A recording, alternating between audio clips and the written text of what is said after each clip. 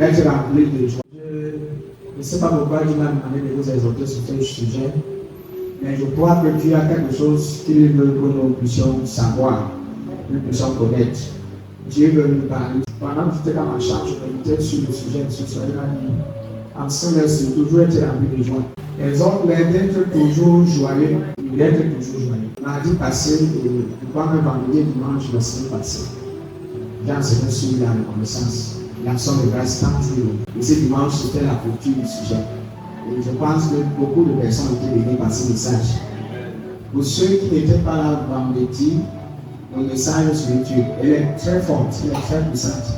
Il faut juste aller sur l'enseignement sur YouTube, tu vas comprendre. Je vous assure, c'est merveilleux. Moi-même, j'ai pris le temps de mettre ça sur moi, j'ai écouté. À un moment donné, je riais de la seule. Aujourd'hui, je vous exhorte maintenant sur la joie. Dans Jean chapitre 16, verset.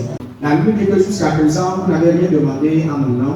Demandez et vous recevrez, afin que votre joie soit parfaite. Et lui demandez et vous ferez quoi? Et vous recevrez, afin que votre joie soit parfaite. Voilà notre premier verset d'ouverture. Et c'est avec ce verset que je vais introduire le sujet de ce soir, sur la joie.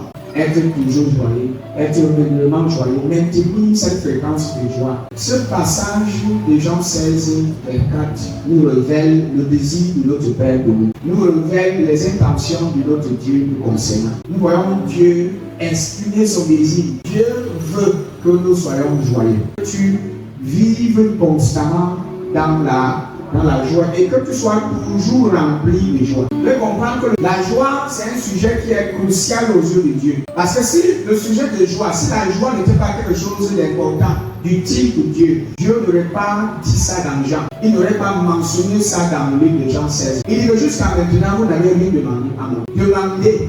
Voyez, Dieu est dans l'attente.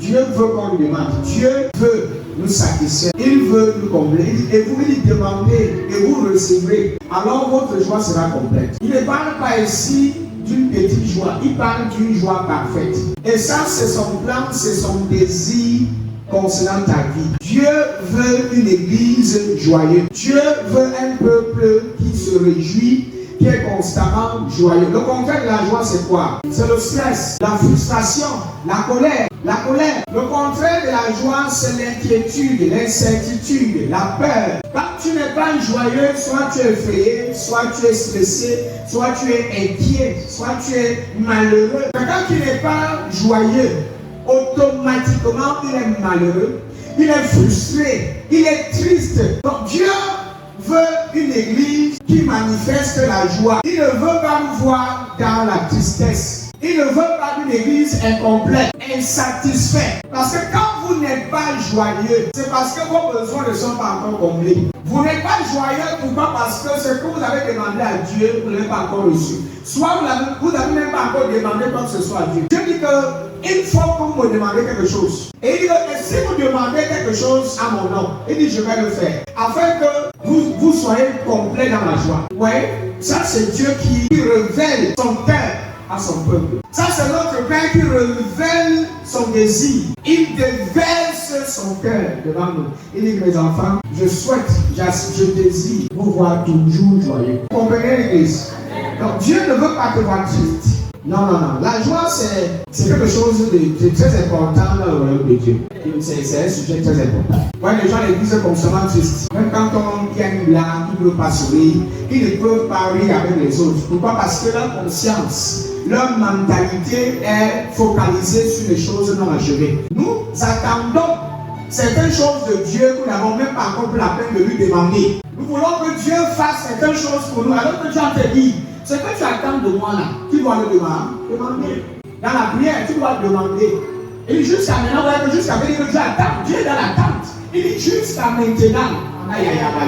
Dieu attend. Il est là, il attend que tu demandes.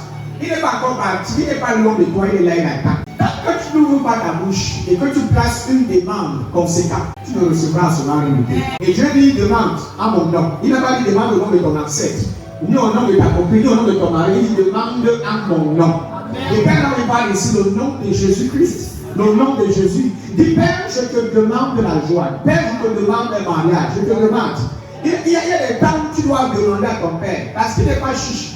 Tu le demandes avec une conscience d'un père. C'est-à-dire que la conscience que tu as de lui, c'est la conscience d'un père généreux qui est disposé à satisfaire tes besoins. Tu ne lui demandes pas, en ayant dans ta conscience cette fausse image d'un père dur, irresponsable, qui est chiche et qui ne veut pas subvenir à tes besoins. Avant d'entrer dans sa présence pour lui demander quoi que ce soit, tu dois d'abord maintenir dans ta conscience cette image d'un père généreux, hospitalier, disposé à te combler, à te bénir et à satisfaire tous tes besoins. C'est pas si quelqu'un te comprend. Dieu veut que tu lui demandes quelque chose, non seulement que tu lui demandes quelque chose, mais que tu reçois aussi quelque chose. Tu n'es pas dans la joie parce que tu n'as encore rien reçu. Et ton esprit, ta conscience est focalisée sur des choses inachevées. Dans Proverbe chapitre 17, verset 22, il dit ceci.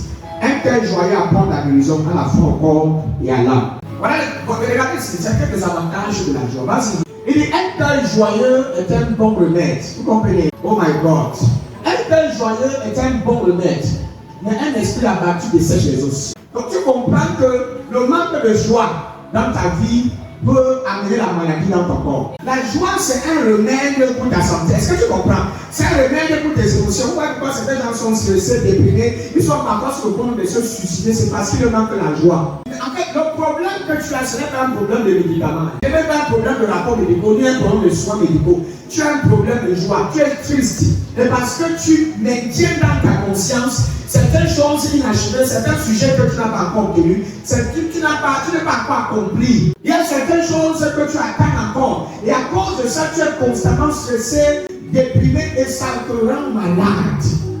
Tu perds le sommeil. L'insomnie t'a déjà saisi. Tu ne dors pas parce que tu passes tous les nuits blanches à réfléchir, à raisonner, à penser sur des choses que tu n'as pas encore. Sur le fait que les gens ne t'aiment pas, sur le fait que tes choses ne sont pas en train d'avancer, sur le fait que ton mariage n'est pas en train de donner, sur le fait que tes enfants, leur scolarité n'a pas encore été payée, le loyer n'a pas encore été payé, certaines factures n'ont pas encore été gérées. Tu réfléchis, tu raisonnes, tu réfléchis, tu raisonnes et tu as peur, tu es stressé, tu n'as pas la joie. Et à force de penser, de raisonner sur les choses que tu n'as pas encore obtenues de Dieu, tu finis par affliger et affecter ton corps par la maladie. Le stress affecte votre santé. Yes. Je voulais dire que le contraire de la joie, c'est quoi? Le stress, elle affecte votre bien-être physique. Quand tu n'es pas en joie, tu es malade psychologiquement. Tu es instable moralement. À un moment donné, tu commences à déprimer et tu aspires au suicide. Parce que tu en as marre de la vie. Tu es fatigué des problèmes de la vie. Dans la vie, ton presse, ton prix, la seule chose dont tu as envie de faire, c'est mourir. Et la Bible dit ceci, un cœur joyeux peut guérir une maladie. Oh my God! Est-ce que tu savais que la joie peut te guérir du cancer? La joie peut te guérir des fibromes. La joie peut te guérir du mal de tête, du mal de dos, mal des nerfs. Hypertension, hypertendu, hypervoiture, hypergaucher. Tous les hyper. La joie peut te guérir de ça. Le plus grand remède dont tu as besoin actuellement, ce n'est pas la clinique, ce n'est pas la nivaquine. Tu as besoin de la joie. Mais la tristesse fait perdre des forces. Tu commences à perdre l'énergie. Tu es découragé par rapport à la vie, la tristesse. La tristesse te ramène en arrière. La tristesse freine tes projets, tes activités. Quand tu es triste, tu perds l'envie de t'aventurer, de t'investir dans quoi que ce soit. Tu perds l'envie, la force. Il dit que mais la tristesse fait perdre tes forces. Tu te lasses de tout. Tu te lasses de ton projet, tu te lasses, tu commences à te lasser de ta famille, de tes enfants, de tes activités, tu te lasses de tout. En fait, tu veux tout abandonner. Tu n'as plus la force de continuer. Maintenant, quand vous lisez ce passage de Proverbe 17, 22, vous voyez, c'est un choix. Dans ce contexte, on comprend que la joie, c'est un choix. Une être joyeux, donc tu dois choisir d'être joyeux. Indépendamment des circonstances, des challenges, des situations qui peuvent t'arriver, choisis de maintenir cette attitude, ce sentiment de joie. Reste joyeux. Un cœur joyeux peut guérir une maladie. La force de raisonner sur les situations ne change pas la situation. La force de réfléchir sur les problèmes ne change pas tes problèmes. Mais la tristesse peut perdre les forces. Je refuse d'être triste. Il y a quelqu'un en sortant ici dit Seigneur, je refuse d'être triste. À partir de ce soir, je refuse la tristesse dans ma vie. Je rejette, je choisis d'être toujours joyeux. Peu importe les circonstances, les situations, les problèmes qui peuvent arriver, je choisis de rester joyeux. Indépendamment des problèmes de la vie, je choisis d'être joyeux. Que je sois content, que les choses aillent bien ou pas, je choisis d'être joyeux. Parce que la joie, c'est un remède pour mon corps. Non, c'est un médicament pour mon corps. Écoutez, la tristesse peut raccourcir, peut diminuer des nombres d'années sur cette terre. Quand tu es triste, à un moment donné, tu meurs vite. Soit c'est une crise cardiaque, une crise de nerfs qui t'entraîne et tu meurs tranquille. Tu perds ta vie comme ça pour rien. Déjà, ton frère respire la joie à partir de l'aujourd'hui. Et réjouissez-vous toujours. Choisis de toujours te réjouir. Le jour où tu ne vends pas, tu te réjouis. Le jour où le commerce n'avance pas, tu te réjouis. Écoutez, les circonstances de cette vie ne doivent pas conditionner ta joie. Les défis, les challenges de la vie ne doivent pas conditionner ta joie. Choisis de vivre et de toujours être joyeux. Est-ce que vous savez que cette joie dont je parle maintenant vient du Saint-Esprit?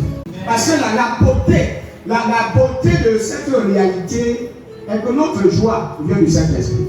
Dans le livre de Romains, chapitre 14, le verset 17, il dit que quand le royaume de Dieu, ce n'est pas le manger, le boire. Ce n'est pas le manger, le boire. Mais la justice, la paix et la joie par le Saint-Esprit. Encore comme ça veut dire aussi que tout chrétien né de nouveau qui a reçu le baptême du Saint-Esprit doit automatiquement vivre dans la joie. Tu ne peux pas dire que tu es rempli de Saint-Esprit et tu vis constamment dans la tristesse, dans l'amertume, dans la colère. Tu es toujours frustré, tu es toujours triste, toujours stressé. Non, tu ne peux pas avoir le Saint-Esprit et tu manifestes de tels sentiments, de telles attitudes. Et quand le royaume de Dieu, écoutez bien, est-ce qu'il y a quelqu'un ici qui est le royaume de Dieu? Est-ce qu'il y a un fils du royaume de Dieu ici? Nous sommes des fils de Dieu, nous sommes des fils du royaume. Et si tu es un enfant du royaume, comprends que tu as une attitude, tu as des choses qui t'est destinées. Il y a un caractère qui t'est destiné, il y a des choses qu'on ne devrait pas voir en toi.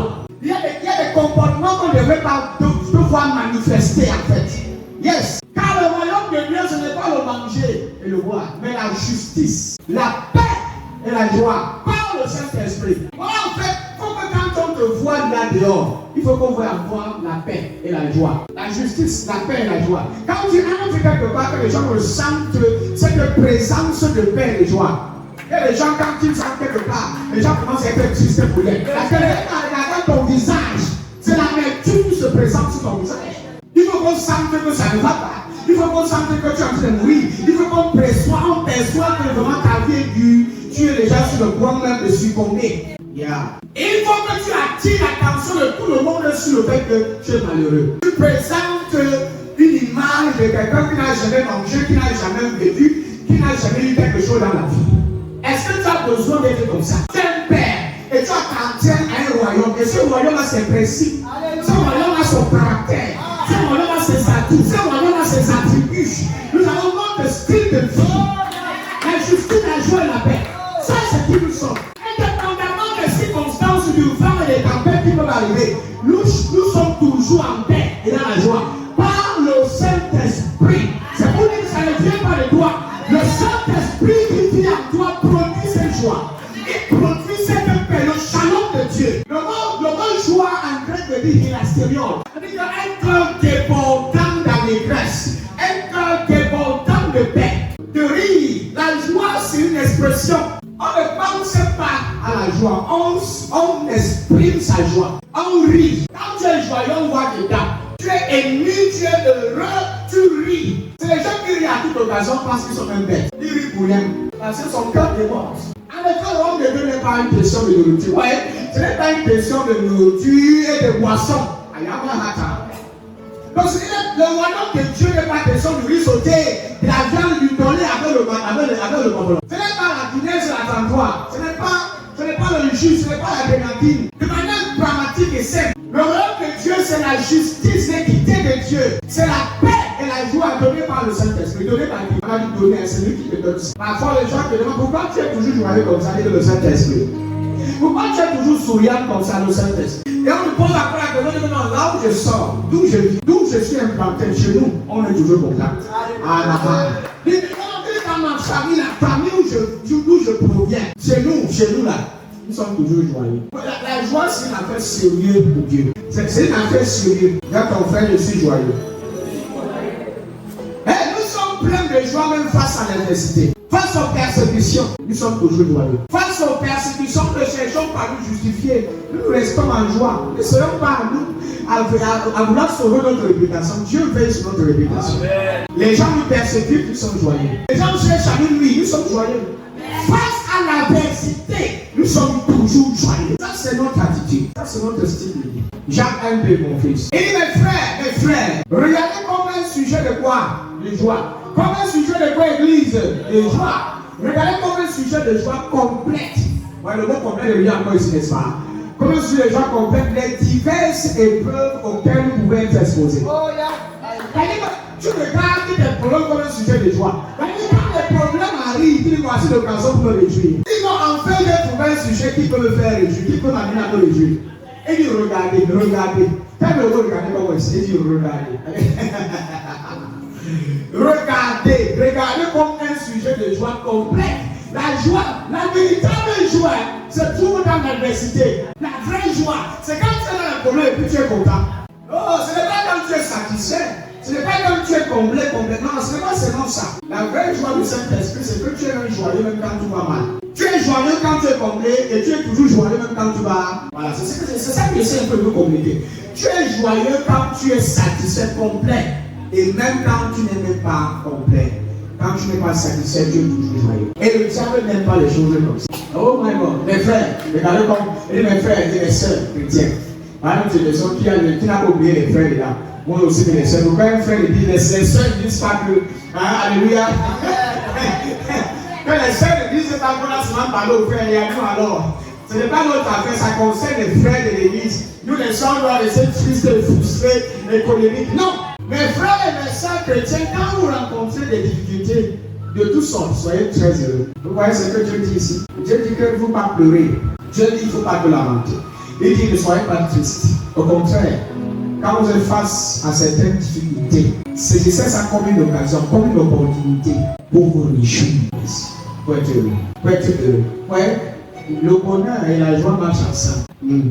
Ouais, ça veut dire qu'il n'y a pas de place pour la frustration. Il n'y a pas de place pour la frustration dans votre vie. Il n'y a pas de place pour la tristesse et la colère dans votre vie. Il n'y a pas de place pour l'amertume dans ma vie. Il n'y a plus de place pour la colère dans ma vie. Seule la joie du Seigneur s'exprime et se manifeste dans ma vie.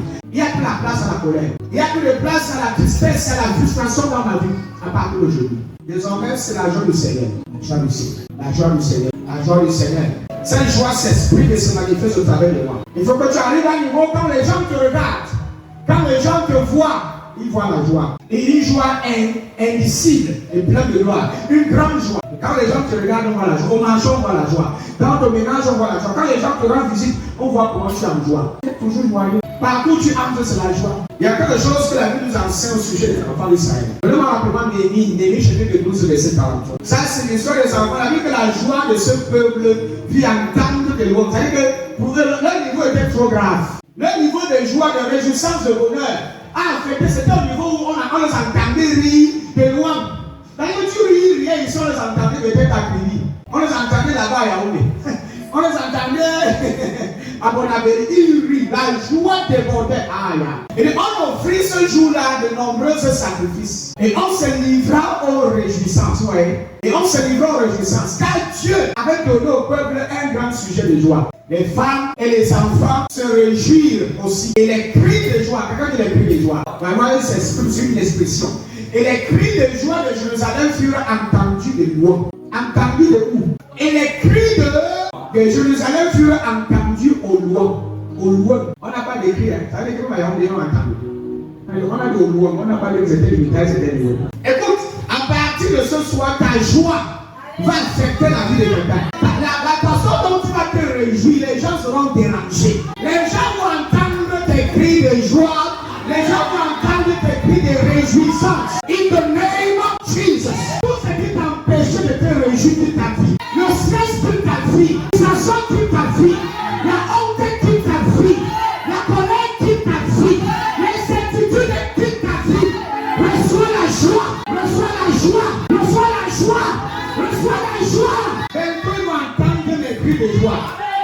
Alléluia. C'est pas le genre qui te réjouit, qui te cache derrière les rien. Non. Tu exprimes ta joie. Tu n'as pas honte d'exprimer ta joie. Tu n'as pas peur d'exprimer exprimer ta joie, mais tu manifestes ta joie. Pas de cris. Parce que tu sais ce que Dieu a fait dans ta vie. Parce que tu connais la place de Dieu dans ta vie. On offrit ce jour-là de nombreux sacrifices. Et on se livrait aux réjouissances. Ils ont donné des offrandes à Dieu. Ils ont donné des sacrifices sur le terre. Et après, ils se sont livrés à la joie. Ouais. Donc, ils se sont donnés, ils ont choisi à comprendre. Ce qui va faire en sorte que tu restes joyeux, c'est la gratitude. Écoute, détourne ton attention des choses qui te rendent triste. Détourne tes regards des choses qui t'attristent, qui te frustrent, qui te maintiennent la colère. Et focalise ton attention sur les bienfaits, sur les bénédictions de Dieu. Et commence à te réjouir. Focalise ton regard sur sa présence, sur son œuvre accomplie. Tu vas te réjouir. Ce qui fait en sorte, l'une des raisons pour laquelle tu te réjouis, c'est parce que ta conscience est focalisée sur les choses qui ne servent à rien, les choses qui te rendent triste. Oh, mon mari me dérange.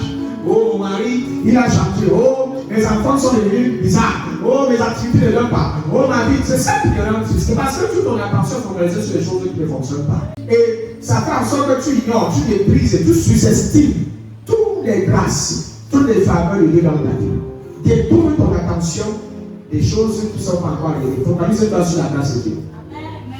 Dieu a déjà fait quelque chose pour toi. Je sais qu'il a fait beaucoup de choses dans ma vie. Parfois, quand ma conscience veut m'amener à réfléchir sur les choses qui ne fonctionnent pas bien dans ma vie, je parle à cette conscience. Je dis, ma conscience, il y a comme mon âme, n'oublie aucun de ses bienfaits. Oh, mon âme, n'oublie pas. Dieu a fait des grandes choses pour moi. Je me réjouis de ça. Je suis content. Parfois, quand vous êtes dans certaines tribulations, vous faites comme si vous n'avez rien fait. Vous manifestez une attitude parce qu'en fait, l'inquiétude, c'est l'ingratitude. L'inquiétude et l'ingratitude marchent ensemble. Quelqu'un qui est toujours inquiet est ingrat. Parce qu'en fait, tu refuses de voir ce que Dieu a déjà fait. Tu refuses de reconnaître et d'apprécier ce que Dieu fait déjà dans ta vie.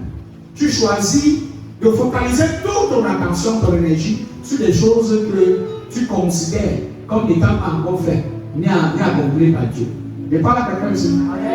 La joie, c'est un choix. Je ne suis pas marié, mais je me réjouis. Je n'ai pas encore accouché des enfants, mais je suis content. Je ne suis pas encore à l'étranger, mais je suis content. Les activités, je ne produisent pas encore les meilleures, mais je suis content. Je n'ai pas encore une activité stable, mais je choisis d'être joyeux. Mon mari n'est pas encore un homme responsable, mais je choisis toujours d'être joyeux. Dans mon foyer, il y a la guerre chaque jour, mais je choisis d'être joyeux. Je pensais que je parlais à quelqu'un ce matin.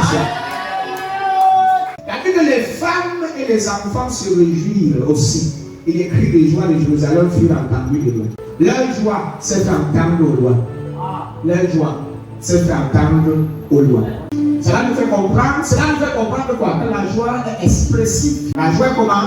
La joie est expressive. Donc le rire, c'est une expression de joie. Le rire, quand tout le monde te danse, c'est une expression de joie. Quand tu ris, le rire est aussi comme une adoration envers Dieu, est-ce que vous le savez? Chanter des chants de louange d'action de grâce, c'est aussi une expression de joie. Chanter des louanges, c'est aussi une expression de joie. Voilà pourquoi dans l'église, quand vous arrivez à l'église, à partir de l'instant où on dit que c'est le moment de louange, sache que c'est déjà une occasion que tu te donnes pour exprimer ta joie. La louange, c'est une expression de joie. Tu danses toujours le sourire sur le visage. Quel a remarqué ça? Mais quand il y a la louange, subitement tu commences à sourire. Hey, quelqu'un a marqué comprendre ce qu'il dit là. Chanter des chants de louange dans l'action de grâce, c'est une expression de joie. C'est une expression de joie. Tu danses en riant. Tu es content. Tu es content. Tu es content. Le diable est frustré quand tu danses comme ça. Il est mal à l'aise. Il est tourmenté. Il est tourmenté dans les églises sont mal à l'aise. Quand ils te voient les gens comme ça, ils ont le macapo. Parce qu'en fait, après tout ce qu'ils ont orchestré contre ta vie, après tout ce qu'ils ont cherché à introduire dans ta vie, ils voient que ça ne te stresse pas, ça ne te touche pas, ça ne t'affecte pas. Tu es toujours dans la louange. Alléluia. Alléluia. Tu danses et tu te réjouis. Tu danses et tu te réjouis. La joie du Seigneur est ma force. La joie du Seigneur est ma force. Et je me réjouis. La joie du Seigneur est ma force. Au marché, tu prends en dansant. Tu prends en dansant. Tu sais le prier en dansant. Tu rentres en dansant. Tu vas la douche en dansant. Tu es toujours en joie. Tu danses. Les gens disent que celui-là, c'est comme si son cerveau ne tourne pas bien, ça ne fonctionne plus bien. Mon ami, ce qu'ils n'ont pas compris, c'est que tu es animé par une joie spirituelle. La joie du Seigneur, la joie du Saint-Esprit. Ça a un don. La joie du Seigneur m'a débordé, oh. La joie du Seigneur m'a débordé, oh. Si tu me vois danser comme ça, c'est que la joie du Seigneur m'a débordé, oh. On s'en fout de ce que le diable essaie de faire. On s'en fout des problèmes. En fait, c'est quand tu es trop focalisé sur le problème qu'elle persiste. C'est quand tu te plains trop et tu te lamentes trop, tu es triste que les problèmes là persistent. Si tu veux voir tes problèmes s'évaporer de ta vie, réjouis-toi, tu vas voir comment ils vont partir. Si tu veux s'aimer la confusion, la honte et la disgrâce dans le camp de l'ennemi, réjouis-toi. La joie est une âme, ce sont des flèches que tu renvoies dans le camp du diable. Quand tu te réjouis, le diable est frustré. Ce sont des armes, ce sont des flèches. Yes. Parce qu'ils ont lancé la frustration, la honte contre toi. Et tu renvoies ça contre l'ennemi. Par la joie. La joie, c'est mon bouclier. Ça protège ton cœur contre les ruses du malin. La joie. Aïe, aïe, aïe, aïe. Oui, la stéréole. Le réjouis. J'ai choisi d'être heureux dans ma vie. Indépendamment des problèmes de la vie. C'est joyeux. Écoute, il y a des gens que le diable envoie dans ta vie pour te rendre triste. Tu dois les ignorer. Tu dois les ignorer complètement. Il y a certains personnes autour de toi, quand tu viens dans ton atmosphère, ils veulent te rendre triste. Il faut maintenir quelque chose dans ta conscience, la joie. Quand ils entrent, réjouis-toi. Ignore les mauvaises paroles qu'ils peuvent prononcer. Ignore le mauvais traitement. Ignore tous ceux qui essayent de te rendre triste. Ignore. Ne prends plus en considération leurs paroles. Ne permets plus que les paroles qu'on a prononcées affectent ton cœur. Ne raisonne plus sur les insultes, sur le mépris, le mauvais traitement. Tu dois rejeter ça. Place, éloigne ça de toi, éloigne ça de ton cœur. Place ça loin. Le Congo ça qu'on a fait sur toi, ne raconte pas sur ton nom au quartier, dans ta famille, dans ton église.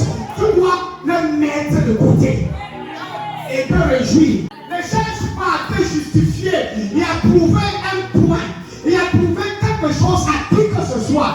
Je me réjouis et je danse. Plus tu te réjouis, plus tu avances dans la vie. Plus tu te réjouis, plus tes forces sont renouvelées. Ne sais pas si tu es en train de comprendre. Plus tu te réjouis, plus tu deviens fort. Plus tu te réjouis, plus tu es fortifié. Plus tu te réjouis, plus tu rajeunis. Tes forces sont renouvelées. La joie renouvelle les forces. La joie guérit, la joie rend neuf. La joie rajeunit. La joie renouvelle tes cellules qui étaient déjà mortes. La joie guérit. La joie élève. Si tu veux le courage pour confronter la vie, réjouis-toi. Je viens de parler à quelqu'un. Malgré les choses terribles qui se déroulent dans le monde aujourd'hui, soyez pleins de joie. Et malgré les choses terribles qui se déroulent dans ce monde actuellement, choisissez la joie. La joie, elle est des produits de votre esprit même.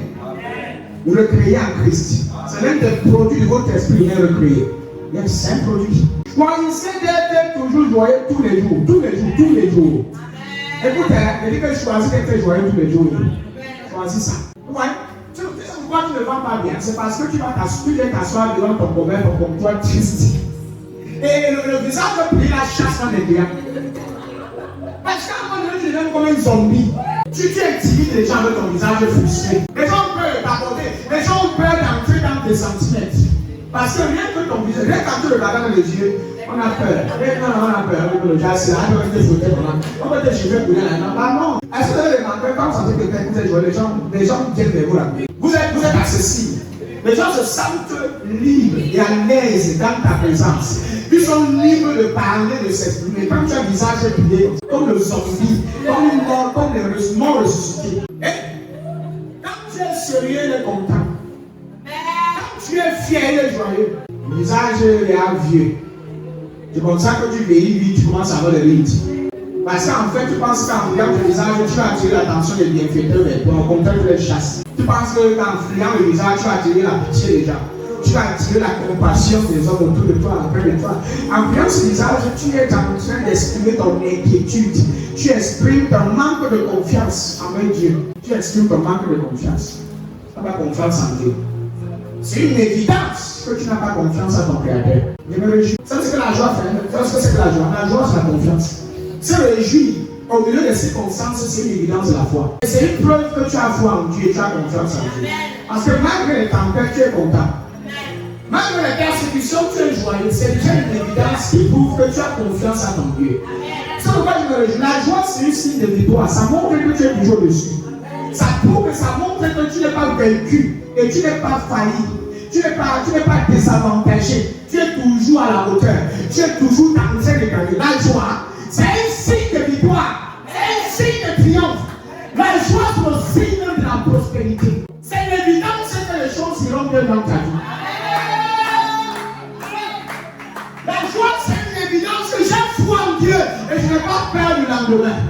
Rien ne peut m'intimider, rien ne peut m'effrayer dans cette vie. Parce que mon Créateur, mon Rédempteur, il est vivant et il se lève dans ma vie. Je me réjouis parce que j'ai confiance en lui. Peu importe les vents, les tempêtes, peu importe les circonstances, j'ai cette conviction. J'ai de cette pleine assurance que mon Père est vivant. Il s'occupe de ma vie. Je me réjouis. Je suis content. Aïe, aïe, aïe. Dans Galates chapitre 5, 22, là, c'est le dernier message à clôturer. Et ça, c'est un message qui va aller partout sur le net. Quelqu'un va écouter ce message et sa vie va être complètement transformée. Quelqu'un va écouter ce message et sa destinée sera complètement transformée. Quelqu'un va écouter ce message et sa destinée sera complètement renouvelée. Donc, ceux qui vont écouter sur YouTube, sur Facebook, sur WhatsApp, que Dieu vous accorde la joie. La joie du Seigneur sera votre force. La joie du Seigneur sera votre force. Il y a des gens qui étaient sur le point de fermer, d'arrêter tout parce qu'ils sont effrayés par la vie. Les circonstances les intimident, mais la joie revient. Et cette joie, tu l'auras chaque jour. Chaque matin, tu es en joie. À midi, tu es en joie. 24 sur 24, la joie. Écoutez, tout ce qui vous rend triste, fuyez, éloignez-vous de ces choses. Et s'il y a des gens qui, quand ils sont dans votre vie, vous rendent triste, écoutez, adoptez la joie. Mais quand vous entrez dans leur présence, c'est-à-dire que ignorez leur comportement et soyez en joie. Il y a des gens que leur joie dépend de l'attitude des autres. C'est-à-dire que si on ne leur fait pas de bien, si on ne leur parle pas bien, comme je l'ai sur le jeu, leur joie est conditionnée par les choses que les autres disent à leur sujet, par le comportement des autres. Oh, je suis là dans le ménage, j'attends que c'est ma femme qui va me réjouir. Il y a des choses que ma femme fait qui m'est triste, il y a des choses que mon mari fait, ça m'a triste. Il y a tellement de choses, je ne suis pas joyeux dans ce mariage parce que mon mari est monté, mon mari est descendu. Mon ami, si tu attends toujours que ton mari te rende joyeux, tu vas rester malheureuse toute ta vie. Choisis d'être heureuse et joyeuse dans ton ménage.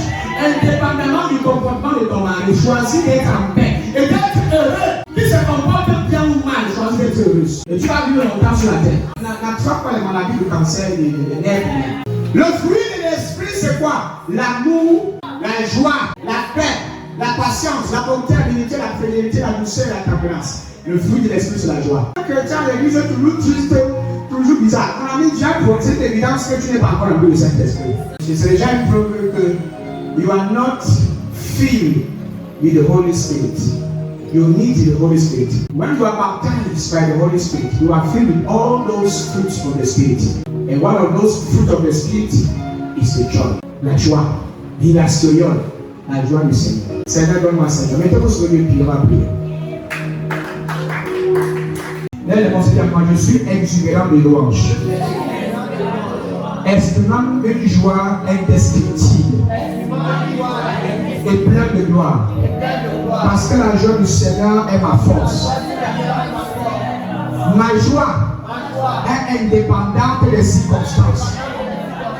Elle vient de mon homme intérieur et transcende les circonstances. Au nom de Jésus. Amen. On acclame le Seigneur pour nous asseoir et nous bénir.